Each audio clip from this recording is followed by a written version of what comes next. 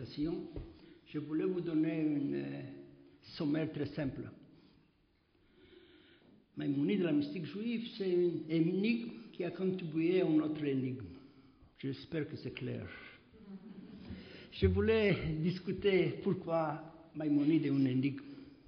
Que la Kabbale est une énigme, c'est plus clair. Maïmonide a été revendiqué par une série de différents types de penseurs juifs et autres juifs et non juifs. Pour le public général,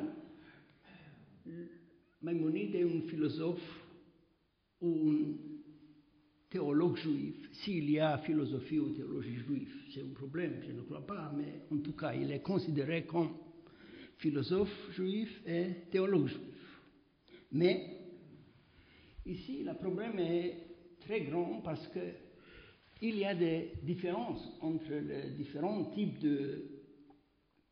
d'élites juives qui ont considéré Maïmonide comme un philosophe traditionnel, un défenseur de le judaïsme. Mais il y a des autres penseurs juifs qui l'ont considéré un philosophe acerbe, qui a critiqué d'une façon implicite le judaïsme d'une façon très très grave. C'est-à-dire, qu'est-ce que c'est le Maïmonide, le philosophe, défenseur ou le critique? Pas clair. Les autres ont insisté que Maïmonide est le grand juriste juif, une figure légaliste. Mais aussi, nous avons une vision plus traditionnelle de Maïmonide le juriste. Aussi des critiques très très fortes à l'adresse de la halakha de Maïmonide, qui a été écrit peut-être une part en arabe et l'autre part en hébreu, mais il a évité de donner tous les détails de la discussion talmudique et la casuistique légaliste, et c'était une révolution dans la littérature juristique juive. Il a été aussi un débat sur Maïmonide, le juriste, traditionnel ou révolutionnaire. Je crois que le troisième aspect de Maïmonide, l'œuvre scientifique, a été reçue d'une façon plus simple, même à Montpellier. Le seul aspect de Maïmonide qui n'était pas touché par la critique juive. Je voulais discuter ici deux autres aspects de Maïmonide. Maïmonide le mystique et Maïmonide le magicien. Oui, il existe aussi des images de Maïmonide mystique et magicien. Que Maïmonide était mystique, nous pouvons voir dans les œuvres de la famille de Maïmonide. Abraham, le fils de Maïmonide, a été un mystique soufi qui croit que le père a été un mystique. Cette ligne familière est très intéressante pour comprendre qui est Maïmonide après tout. Je parlerai aussi d'une vision plus tard, une vision mystique de Maïmonide lui-même, comment il a été présenté par un kabbaliste anti-maïmonidien, Nachmanide. Mais nous trouvons en fait aussi des interprétations mystiques de le Guide des Égarés. Et je ne peux parler maintenant, mais je crois que les commentaires kabbalistiques de Maïmonide sont un véhicule très très important pour la dissémination de l'œuvre de Maïmonide. Je crois par exemple que nous avons plus manuscrits d'interprétation mystique de Maïmonide que d'interprétation philosophique de Maïmonide. Mais c'est une chose que je ne peux parler maintenant. C'est un fait statistique, je crois.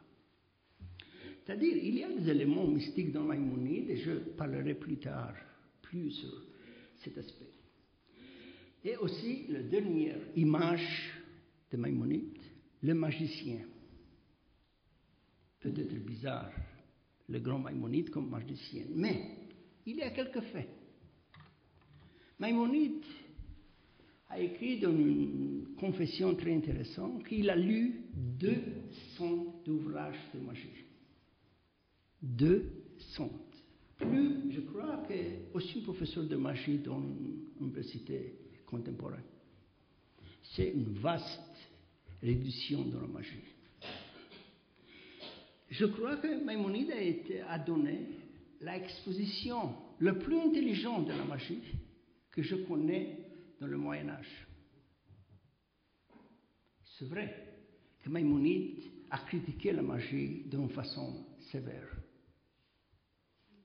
Mais il a contribué à la connaissance de la magie dans le Moyen-Âge plus que des autres magiciens professionnels. Dans ses œuvres halachiques et philosophiques, c'est-à-dire dans le Mishneh Torah et aussi dans le Guide des Égarés, nous avons une critique très sévère de la magie. C'est vrai. Mais il a été si intelligent qu'il a donné, en fait, la description la plus intéressante de la magie. Et, je crois, il a contribué à la magie médiévale. Et finalement, d'une façon métaphorique, Maïmonide était un magicien très grand. Pour changer le judaïsme d'une façon si radicale, il était un magicien de la langue, c'est-à-dire, et il a persuadé des Juifs qu'il y a un autre type de judaïsme, inconnu, qu'il est le premier de donner une présentation cohérente. Pour moi, c'est l'acte de magie le plus important du judaïsme, de convaincre les Juifs qu'il y a un autre judaïsme. Ok, c'est les 5 images importantes de Maïmonide. Une part de ces images, c'est le vrai Maïmonide. Les autres sont une Maïmonide imaginée ou inventée. Je crois que c'est très important de distinguer entre les deux, le vrai et l'imaginé. Mais pour l'histoire du judaïsme, les deux sont également importants. L'imagination, comme la réalité, est très important dans le domaine de l'esprit et de la religion. C'est parce que je crois que ce n'est pas si intelligent toujours de distinguer entre l'authentique Maïmonide, et je crois qu'il était quelque chose, qui était une énigme. Mais les images sont aussi très très importantes. Je parlerai plus tard de ce type de l'image de Maïmonide.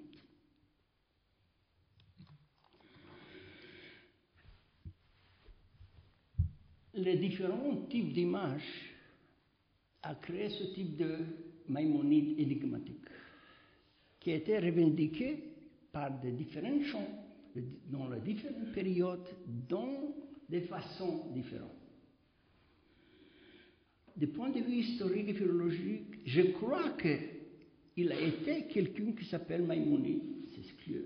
Mais la pensée de Maïmonide, je crois, n'était pas si cohérente. Et nous devons parler d'une évolution de Maïmonide, pas de progrès, mais d'une évolution. Je parlerai un peu plus tard qu'il n'y a pas la pensée de Maïmonide. Il y a le Maïmonide de jeunesse, je parlerai dans un moment, et il y a un Maïmonide plus sceptique et plus tardif, le dernier Maïmonide. Mais c'est pour moi, très difficile de parler de Maïmonide, la pensée de Maïmonide, parce que c'est une pensée qui s'est changée, pleine de contradictions. Une part intentionnelle, d'autre part, c'est un problème de logique. Et c'est parce que ce type de polychromatie de Maïmonide a invité de différentes interprétations et de différents types d'influences. Je voulais commencer la discussion sur la Maïmonide et la Kabbale, pour insister que pour l'histoire de la Kabbale, qu'est-ce que c'est intéressant dans la Maïmonide a été la critique adressée de Maïmonide à l'ésotérisme juif, classique, rabbinique ou ancien. Qu'est-ce que c'est très très intéressant, presque dans tous les ouvrages de Maïmonide, est que toujours il y a des réservations vers la notion juive ésotérique classique, comme par exemple le Shiur Koma, le corps de Dieu, Maaseh Merkava, le récit de le char divin, ou Maaseh Bereshit. Il y a toujours avec quelque chose de dire qu'il n'est pas si clair, c'est-à-dire ils sont de secrets, ils sont perdus, ils sont attribués, ils sont des inventions iconodoles, byzantines, toujours il y a une réservation.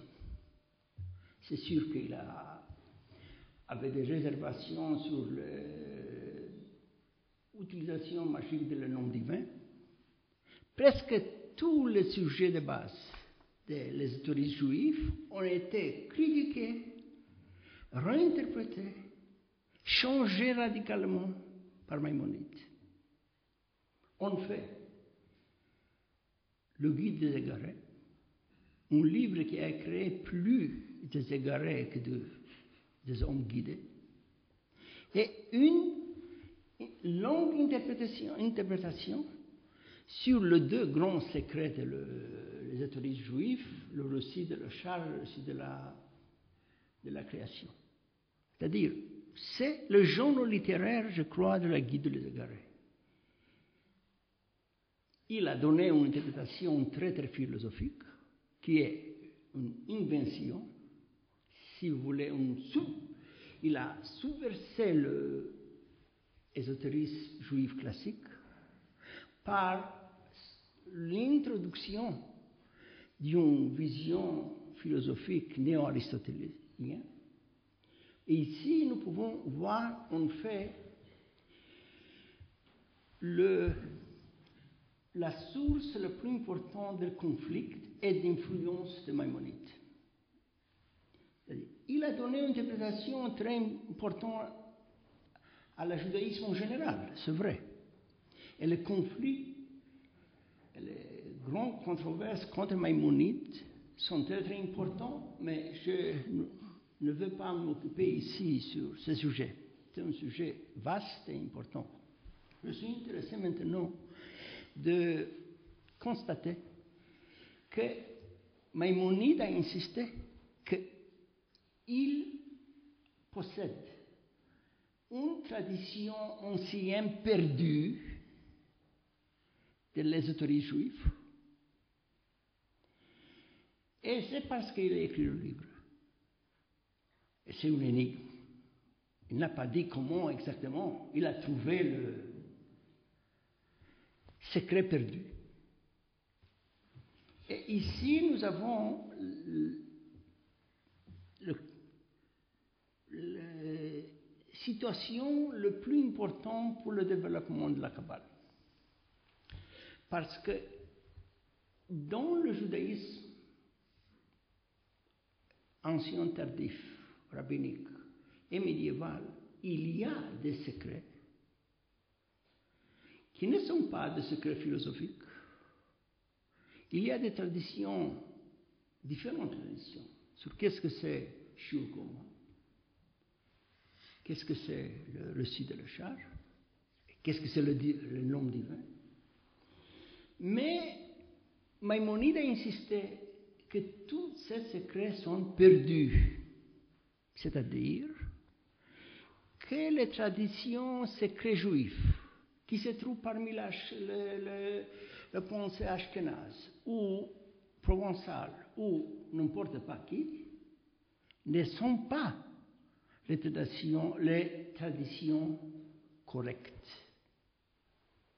C'est-à-dire, il a insisté qu'en fait, tous les élites juives contemporaines sont erronées,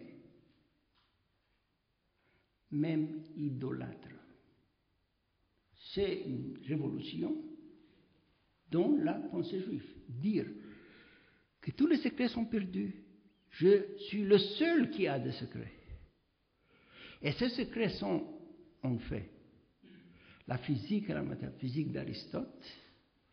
C'est une audacité incroyable, et c'est parce que Maïmonide a créé ce type de controverse parmi les élites juives. Pour moi, les doctrines kabbalistiques à la fin du IIe siècle sont différentes réponses à la réponse que Maïmonide a donnée à l'ésotérisme juif perdu. C'est-à-dire, nous avons ici, je crois, un jeu autour du problème de l'ésotérisme. Quel est le judaïsme caché ou ésotérique? Maïmonide est venu avec une vision philosophique, mais des autres élites. Et on essayait de donner des réponses à la réponse de Maïmonide. Je voulais formuler peut-être cette phrase d'une autre façon. Il y a des éléments dans le judaïsme rabbinique qui sont mythiques, magiques, mystiques. Et ils ont été considérés par quelques élites juives comme le judaïsme par excellence.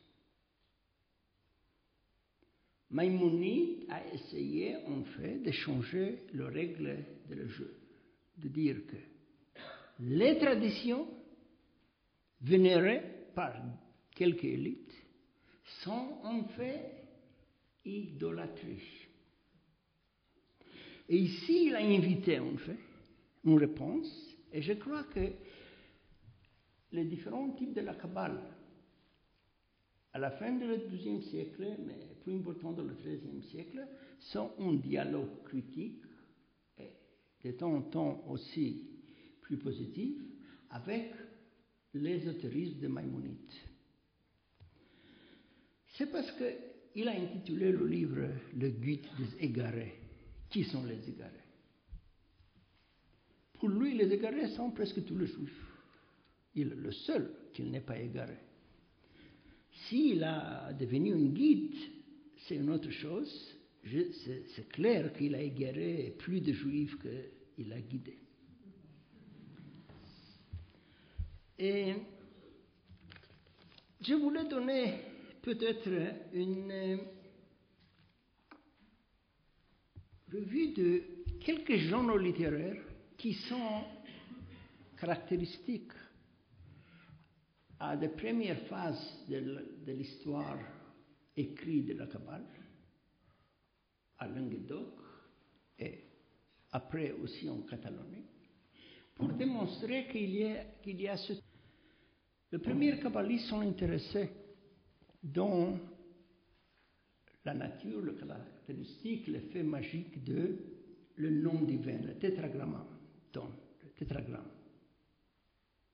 Nous avons quelques écrits très importants sur ces sujets, qui pour Maïmonide étaient toujours suspects. Et je crois que nous avons, dans ce genre littéraire qui s'appelle Commentaire sur le tétragrammaton, parmi les kabbalistes, une réponse à la subversion de fait de Maïmonide. Que dire, il n'y a pas magie. Qu'est-ce que c'est magie juive sans le tétragrammaton? Un autre exemple. Maïmonide a écrit, comme j'ai déjà mentionné, quelques interprétations sur le récit de Charles, le récit de création. C'est exactement le genre littéraire qui se trouve à la début de la Kabbale. Autre type d'interprétation de ces sujets ésotériques. Maïmonide n'est pas toujours attaqué, c'est vrai. Pour le premier kabbaliste, la tactique a été pas entrer d'une confrontation très très forte. C'était peut-être une chose intelligente de ne pas créer une autre turbulence en addition de la turbulence qui se trouve déjà dans les controverses autour Maïmonide. Mais pour moi, c'est impossible d'ignorer le fait que les genres littéraires qui s'appellent commentaires sur deux récits apparaît exactement après la traduction de la guide d'arabe à hébreu. Mais qu'est-ce que c'est plus important, je crois, du point de vue historique? Et que Maïmonide a été peut-être le premier qui a donné des raisons pour des préceptes rabbiniques qui s'appellent en hébreu Ta'amei Mitzvot. Il a trouvé, si vous voulez, les raisons d'être de le précepte. Parce que toujours, c'est une raison d'être historique. C'est-à-dire, le précepte de le sacrifice était très important dans la période ancienne. Maintenant, pas important. Il y a une évolution. C'est-à-dire, il a donné une vision historique du judaïsme. Et qu'est-ce que c'est plus important? Une vision historique du rituel juif. C'est-à-dire qu'il y a des aspects du rituel juif qui sont obsolètes. Comme le sacrifice, par exemple. C'est plus qu'une attaque à l'ésotérisme. Ici, nous avons le base de le judaïsme rabbinique,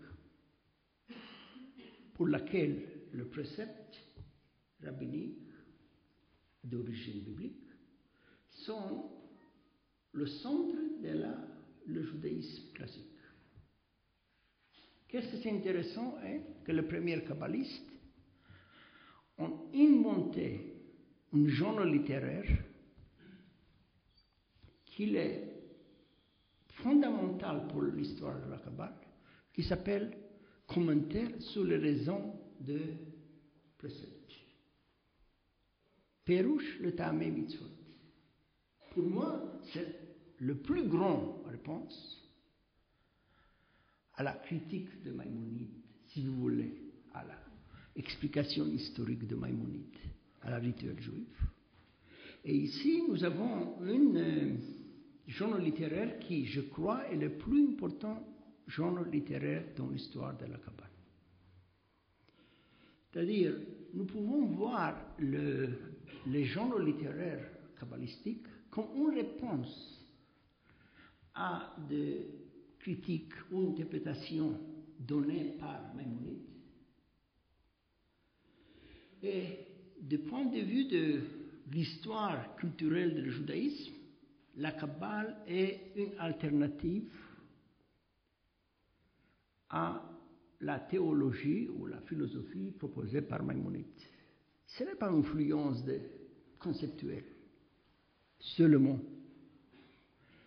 C'est une révolution kabbalistique qui est une contre-révolution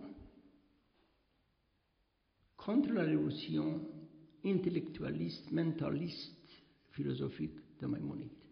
C'est-à-dire, dans la ligne de base, Maïmonide a créé une théologie qui est une révolution, peut-être géniale. Les kabbalistes ont donné une contre-révolution qui est plus traditionnelle, plus magique, plus mythique, plus mystique.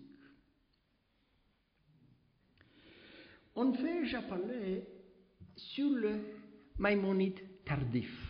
Le Maïmonide, comment il s'est exprimé dans les dernières deux œuvres très importantes, le Code de Maïmonide, Mishneh Torah et le Guide de Zacharie. Mais il y a aussi un autre Maïmonide, Maïmonide de jeunesse, qui a écrit un livre très important en arabe, un commentaire sur la Mishnah. une œuvre aussi philosophique. Mais je crois que dans le commentaire sur la Mishnah, nous pouvons trouver le trace d'une mystique rationnelle, si vous voulez, qui Maïmonide l'a ignoré plus tard. C'est parce que Maïmonide n'est pas seulement un grand penseur, mais il n'est pas un penseur cohérent. Et je voulais parler un peu sur ce type de passage qui se trouve dans le commentaire sur la Mishnah, où je crois qu'il est possible de trouver deux éléments très très importants pour la mystique juive médiévale. Peut-être pour la première fois dans l'histoire du judaïsme, nous pouvons trouver dans un passage qui s'occupe de l'eschatologie personnelle, dans le Masechet Sanhedrin, le commentaire sur le Masechet Sanhedrin, une vision que l'âme humaine peut devenir une avec Dieu. C'est une chose que pour le Maïmonide tardif, c'est anathème. Selon des chercheurs plus importants que moi, comme Shlomo Pines, c'est totalement impossible. Maïmonide est devenu un sceptique, et je crois que le chercheur a des raisons, mais le Maïmonide de jeunesse a insisté d'une façon très très claire qu'il y a une possibilité de s'unir avec Dieu et devenir l'une avec Dieu et éternelle, une vision qui se trouve plus tard dans les œuvres de son fils Avraham ben Rambam et dans la Kabbale, je parlerai dans un moment. Je crois que la Kabbale a adapté ce type de vision mystique, d'une union mystica entre l'âme humaine et Dieu. Dans le même texte maïmonidien de jeunesse, il y a un terme qui est très très important dans la culture arabe. Il se trouve dans le Coran. Il se trouve dans une série de penseurs musulmans comme Al-Ghazali. Je crois que Maïmonide a adopté de Al-Ghazali. Et ce terme s'appelle Al-Mala al-Allah, c'est-à-dire la plénitude supérieure, c'est-à-dire le monde d'anges, où l'âme humaine peut entrer. C'est un concept qui se trouve déjà dans l'eschatologie philosophique musulmane, Avicenne et Al-Ghazali. Mais qu'est-ce que c'est intéressant pour l'adaptation de Maïmonide? Et le fait que ce passage dans lequel la termine le monde angélique se trouve, a été traduit d'une façon erronée dans toutes les traductions juives et hébreues. Et c'est parce que peut-être je suis le premier qui a trouvé ce type d'influence.